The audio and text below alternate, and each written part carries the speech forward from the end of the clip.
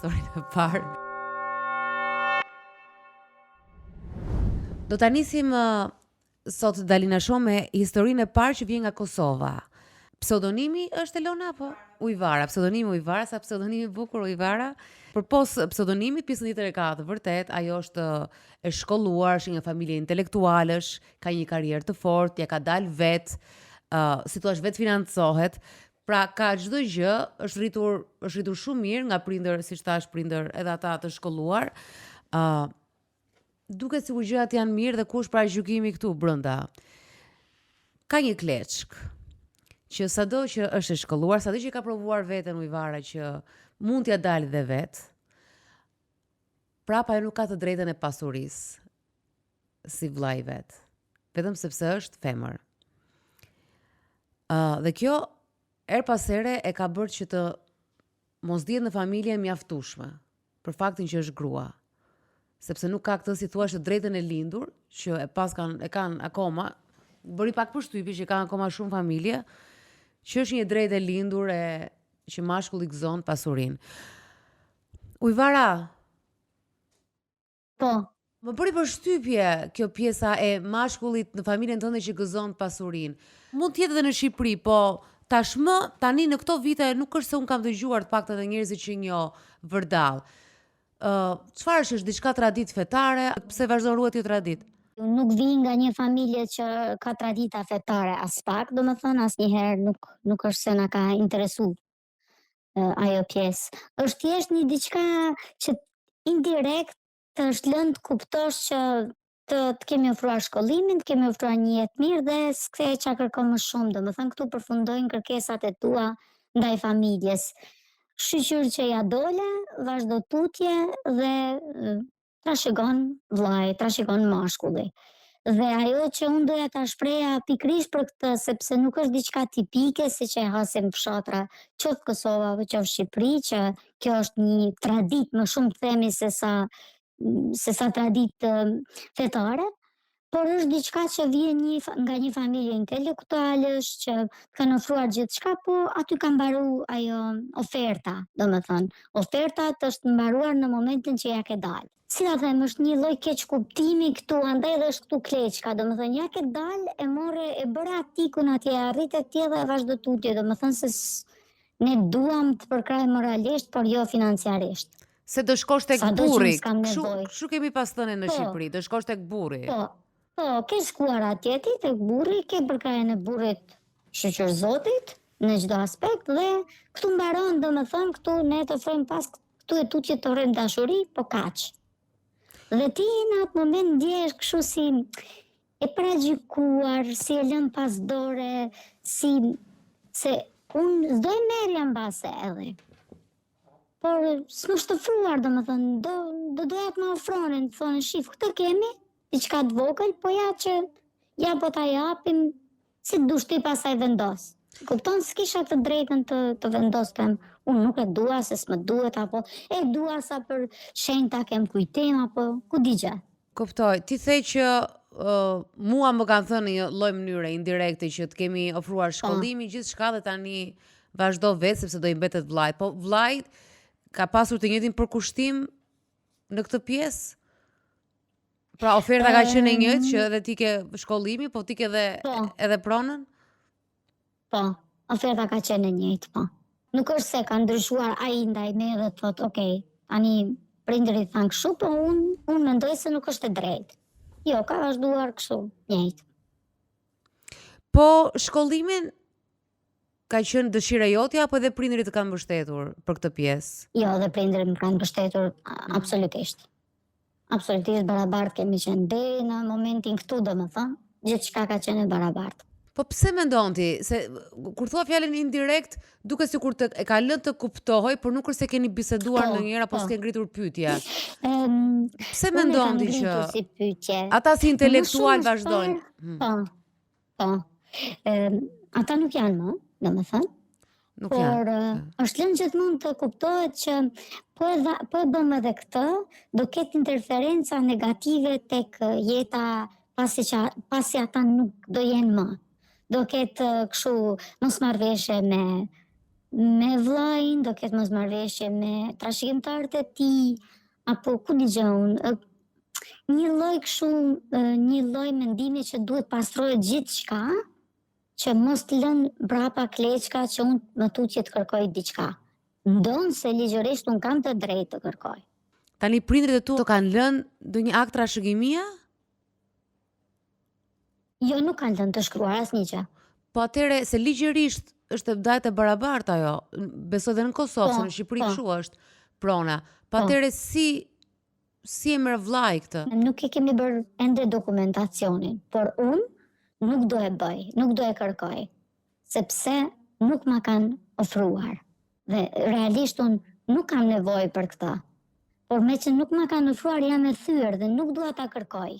Kjo shia e keqe, kjo shia e paragjykimit që ma kanë lënë që unë nuk do e kërkoj, po edhe pse më takon. Kjo që të ngelet prapa që tua, po pse?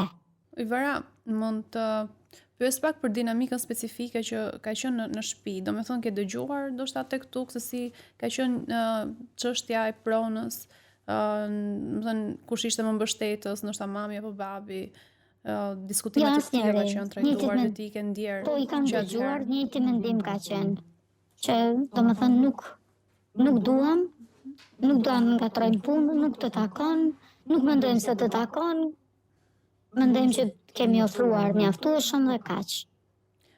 Dhe duke marrë parasysh që referohemi faktit keni qenë të gjithë të shkolluar, domethënë e nuk ecte në linjë të drejtë me atë që ju po zhvilloheshet si persona, por akoma kishte dinamika të tilla, domethënë që diskutoj akoma çështjet gjinore, se ku ti takon prona që ec pak me të çështjen e vjetër. Po, aty është ajo mos përputshmëria, domethënë.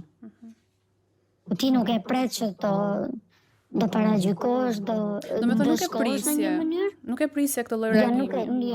Jo, nuk e kam pritur, jo. Dhe aty është ajo thyrja emocionale që bëhet. Thyrja emocionale, thua. Po. Ka ndikuar dhe te marrëdhënia me vllajin? Jo, deri këtu nuk ka ndikuar, sepse nuk ishte ai që e vendosi këtë. Dhe ne realisht nuk është se e kemi shtjelluar këtë si tema, por nuk e di, domethënë. Deri këtu nuk më duket se mua më ka ndikuar, por më ka ndikuar në vetveten që ta kuptoj që kam menduar që nuk do faktën unë me këtë nivel familje dhe shkollimi, unë ta kem këtë çështje, ta mendoj ndonjëherë. Pra nuk e pranon që është pjesë e familjes tënde ky diskutim. Pra shkon përtej pronës. The pak më përpara që nuk është çështja që ti jepet një pronë.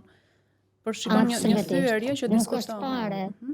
Se faleminderit kam bërë mjaftun për veten që dhe bashkë me bashortin që nuk kam nevojë, domethënë. Por të vjen dhe keq që nuk ka pas ndjeshmëri ndaj teje në aspekt të kësaj. Po, pikërisht aty është ajo që prekesh që të vjen keq. Edhe të përcjell pasaj kjo në jetë. Po nga rrethi tjetër familjar, domethënë ai pak më i largët, ka diskutime cilat ti dëgjon ose mendon se kanë ndikuar tek prindrit, tek familja jote? Jo, nuk e di nëse ka, po, kjo ka qenë traditë kulturore. Ndonë se deri brezi, 3 breza mbrapa janë të shkolluar. Kjo ka qenë traditë që vajzat domethënë nuk kanë marrë trashëgimin. Pra, në një farë mënyrë, duke qenë se është diskutuar pak në shtëpinë tuaj dhe përpara se prindrit largoheshin nga jeta, të pati përgatitur për këto ndjesi? Kam qenë e përgatitur, po kam menduar se ne kemi të i kaluar këtë. Kam mbetur, domethënë si plak tek ty edhe në aspektin që ato nuk janë më dhe ndihesh pak e brektisur. Prona çfarë do thotë për ty? Do thotë simbolik e trashëgimisë, do thotë ti jesh pjesë e asaj diçka e familje, asaj qelize kryesore që ishte për ty gjatë rritjes. Dhe pse jo në rastet kur ke nevojë edhe për kraje financiare, për të vazhduar tutje. Pastaj me fëmijën të atë, domethënë i thu që këtë e kam dhuratë, kam të drejtën time, që e kam trashëguar. Si e ndjeve gjithë të situatë që ndodhi? Domethënë çfarë të la në fund, nëse mund të japësh një fjalë? Një lloj rangimi si tipike siç bëhet tek ne si personi rangut të dytë, si grua, domethënë. Nuk je burr, fatkeqësisht i bën gjitha, ndoshta më mirë se burri, po je e ranguar më poshtë. A mund të ndërpreset në diçka se më ka bërë përshtypje, ishte një studim që thotë nga Harvard Business Review që 75% e grave në karrierë të lartë raportojnë sindromën e impostorit më shpesh se sa burrat, pikërisht për shkak të pritshmërive të ulta dhe paragjykimeve gjinore. Dhe për ata që se kuptojnë, edhe unë duhet ta verifikoja, sindroma e impostorit janë njerëz që kanë arritje të larta, po duket sikur nuk i meritojnë ato, madje e ndjen vetëm mashtruese kur po gënjejnë për gjëra që i kanë arritur realisht. Ti e ke ndjer këtë gjë? Absolutisht. E ke këtë sindrom, ëh? Që nuk beson edhe pse e zonja ja ke dal. Absolutisht. Këtë ta jep e gjithë shoqëria jonë. Mund ta them kështu me plot gojën. Si grua ta jep këtë përshtypje dhe ta e përforcon këtë çdo ditë. E ndjen ti këtë. Sepse jam e sigurt që shumë gratë shkolluara gjithandej, në Ballkan sidomos, e kanë përjetuar. Ti duhet të tregosh diçka më shumë kur hy në konkurse pune. Kur hy në punë që do t'i bësh ti që je më shkolluar, ndoshta me eksperiencë se sa një burr. Për të njëjtën punë, apo të njëjtën ku dëgjon. Shkollim apo edukim apo. Po marrëdhënia e babait, babai arriti ta njihte bashkëshortin tënd? Po, shumë e mirë. Ka qenë shumë e mirë. ishte. Po ti marrëdhënie me babin si e kishe? Domethënë çfarë forme kishte babai? Tepër të mirë. Shumë të lidhur. Ishe i lidhur. Dhe kjo të prek pasaj, po. Dhe kjo vërtet që të lëndon, sepse padyshim të lëndon se pasuria janë njësoj deri në fund fëmijët, por mos ndoshta këtë nuk e kanë menduar dhe aq thellë. Këtë gjë është diçka dhe ndoshta vllai yt në raport me ty është pak më i dobët, mund të jetë dhe kjo, ose Po, mund të jetë duhet ajo. kuptuar nuk e di pozicion e vllait tënd, po ndonjëherë është ajo ndjeshmëria që ka ndaj mashkullit, se thotë ai mashkulli duhet të dalë mirë dhe para gruas edhe para fëmijëve dhe japin dhe këtë gjë, se ndoshta ti e zonja ta fitosh Mendoj që është pjesërisht edhe kjo. E kam menduar shumë gjatë dhe mendoj që është edhe kjo. Pak. Një pjesë e antiveprimit. Vllai si është në raport, në sukses, në punë edhe familje në raport me ty? Si e sheti? Është mund të them çik më i dobët.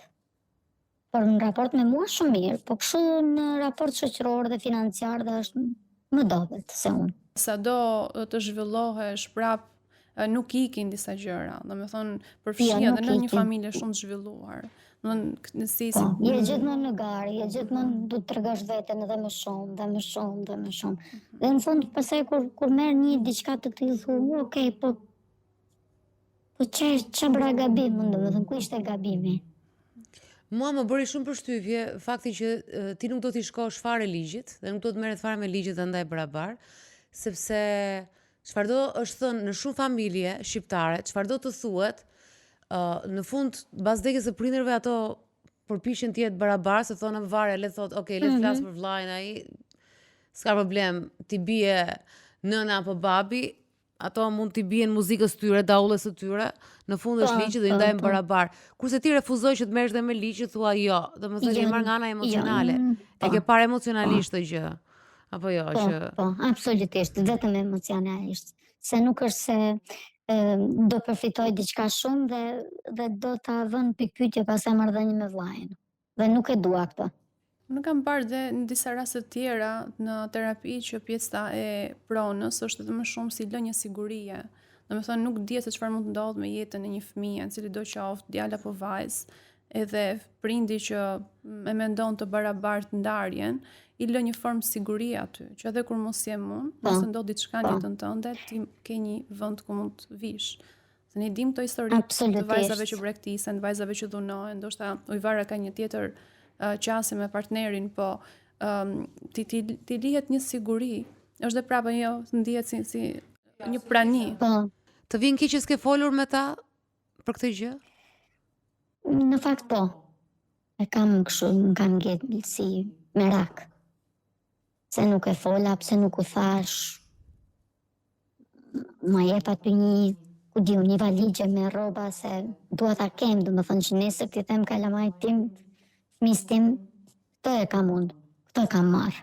Ujvara, dhe në letrën tënde të paktën ajo çfarë më erdhi, çfarë lexova edhe unë nga biseda jote me Elonën, më erdhi ajo këmbgulja që ti ja ke dal vet, edhe je fort në karrierë. Si duket edhe kjo pjesa që ja ke dal vet, je bër, po e themi në gjuhë popullore, burri i vetes tënde, në një lloj mënyre, edhe kjo ndoshta ka qenë edhe për mund të jetë edhe një formë, si thua, kundër përgjigje. Ndoshta e ka pritur. Ndoshta e ka pritur, po. Është kështu, Ivara? Nuk e kam pritur, unë nga natyra kam qenë kështu gjithmonë, nuk e kam pritur, jo, nuk e kam pritur, në fakt. Prandaj është Nuk e zgënjur. kam pritur. Është, po, është çik zhgënjim, po, të bën të bëhesh më e fortë. Nuk e di vllai ka reaguar për këtë apo edhe i ka marrë të mirë qenë. Se tani ne nuk kemi këtu muhabet pronash, por Nuk e di nëse ka, me mua jo, direkt. Me ata nuk e di si ka reaguar. Dhe Dgjoj. fakti që nuk e përmendim asnjëri nga ne që do bëjmë tutje, është, më duket se po ta përmend unë, ndoshta edhe ai do thot diçka aty, po s'është se kam marrë guximin dhe nuk dua, domethënë sepse dua ta ruaj atë marrëdhënie. E kam të shenjtë. do të ruash marrëdhënie me vllajin pa e komunikuar këtë gjë, edhe pse ti këtë gjë e vuan. Ti jemi sepse edhe këtu ka ardhur sot, po telefonon, po e tregon, të ka ngelur peng. Ajo çfarë un po kuptoj nga kjo bisedë, përpos faktit që ke gjithë të drejtat e tua që të ndihesh kështu, në qoftë se ti e bindur që ke dëgjuar disa herë dhe kështu është, shoh edhe një shmangje komunikimi. Okej, ikën prindrit, shmangje përballje me këtë situatë. Do ta vuash aty në atë vetmin tënde, të marrësh mësimet e tua, po edhe me vllajën e ke një lloj dhe këtu një lloj shmangje, mos prishësh balancën. Ti e di besoj që të gjitha këto shmangje janë peshën përgjegjësi do e mbash ti dhe për shmangjen. Ti nuk e përgjegjësi për pra ti mund ta kishe atë pjesë të pronës, në rast se ai pronë takon dhe ty dhe vllajin. Nëse mund të flisje me vllajin, ndoshta mund të kuptoj edhe një diapazon tjetër vllai që mund të ishte i mrekullueshëm, se di. Ti nuk do. Ti ke frikë që ndoshta vllai nuk do jetë aq i mrekullueshëm në bisedë. Nuk aty pasaj kam ato pikpyetjet e mia. Por është shmangje komunikimi, jam dakord. Po jo, se kam fjalën që ne e bëjmë shpesh, të gjitha e bëjmë apo jo, na që shmangje, po duke shmangur i rrim një linjë historie, i rrim pisës tonë. Dhe i rrim deri në fund pisës tonë, pa e pisa shpeshherë duke bërë monolog me veten gjithkohës, nuk ka zhvillim, kupton, është si një ujë ndenjur, i rri asaj pisës gjithkohës, rrotullon në kokë, rrotullon në tokë, kokë dhe duke qenë se nuk e ballafaqon, nuk e hap, pra si ujë ndenjur, pra nuk ka kanale përballje, ti i rri aty ndërtimit asaj dhe ajo nuk të bën mirë. Kështu që ndoshta un po t'jap një këshill, sepse të tërë e kemi pistat tona që na rrotullohen në kokë në situata të ndryshme, por ki parasysh që kjo gjëja mund të jetë edhe një hamendësim shumë i madh.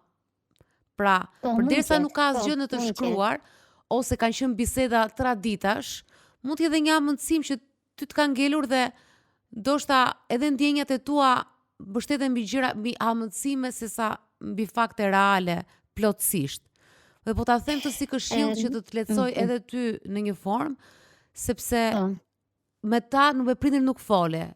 The fjalën indirekt është folur, me vllajin nuk flet dhe nuk e di, mund të jetë ai vllai që ti pret, se ti e nje më mirë se mua, që ti mendon se pret, që thot, o motor, ma ka lënë babi, tash i vazhdo te burri jot, ose mund të jetë një vllai që thot, ore, po pse s'te ti më patjetër, kupton? Që duhet ta kishte bërë vet. Por ndonjëherë ne përgëdhemi më shumë se ç'duhet me familjarët tan. Kështu që unë besoj që ti prapë rrin në një hamendësim edhe diskutimet në fakt të vështira mund të zhvillojnë marrëdhënie më të thella. Po. Sepse ne qëndrojmë gjithmonë te sipërfaqja dhe duket se marrëdhënia do qëndrojë kështu. Vllai mund ta merr për të mirë qenë, siç po e thonte edhe Dalina, që është në rregull të jetë e tillë ndarja, ndërkohë që ti vuan. Por mund të kuptosh dhe një tjetër aspekt të marrëdhënies me vllajin që ndoshta nuk është zhvilluar përgjatë gjithë kësaj kohe dhe pikërisht kjo mundësi mund ta bëj. Nëse ai ka një reagim që të thotë të kundërshton në nevojën tënde, mund të marrësh dhe ti një ide se si është vllai në mënyrë se si të percepton ty. Nuk është e lehtë, është e frikshëm të flasësh për gjëra të tilla, sepse e kuptoj që ti ke frikë të humbasësh marrëdhënie, por në fakt gjithë kjo histori ka nxjerr një element tëndi, no, të përballjes. Unë e di për fakt që nuk dëshira e tyre nuk ka qenë që unë të trashëgoj, por që nuk e kanë folur direkt, por e di se është përmendur disa herë. Nuk e kanë diskutuar me vllajin, nuk, po që do vi dita dhe do diskutohet sepse do duhen rregulluar gjitha dokumentat një ditë dhe patjetër që do hapet kjo temë.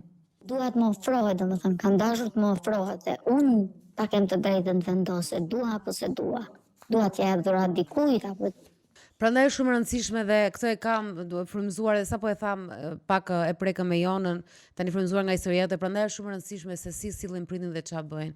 Se tani kupton e lë dhe fëmijën, tash fëmia Ujvara është i grua, po them prap fëmijë është, i lë fëmijët me një pikë pyetje të madhe. E lë fëmijën me një pikë pyetje, mund ta lindë fëmijën në një konflikt me vllajën e vet, mund të krijonte një konflikt, pra mund të jetë një gjë e mrekullueshme, por mund të jetë një konflikt i madh. Mund të jetë një thot vllaju tash është mbylla i muhabet. Kështu që kjo është një problem, një përgjegjësi shumë e madhe që duhet të kenë prindërit, duhet të kenë shumë kujdes me këtë pjesë, se shiko se enden fëmijët.